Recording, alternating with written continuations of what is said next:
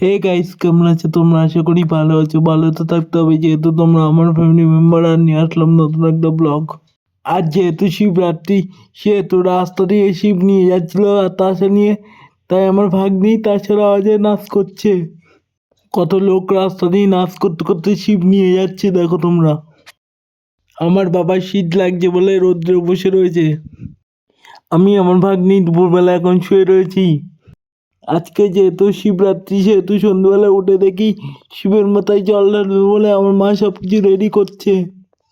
এখন আমার মা বাবা মহাদেবের মাথায় জল ঢালছে এবং আরতি আরতি করছে। এখন আমার ভাগ্নি ঠাকুর ঘরে এসে ঠাকুর প্রণাম করছে। তোমরা কমেন্টে বলবা সিংহাসনটা আজকে কেমন সাজানো হয়েছে। পুজো শেষে এখন আমি বসে খাই। তোমরা চ্যানেলটাকে like, comment, share and subscribe করে দাও। ফেসবুক পেজটাকে ফলো করে দাও।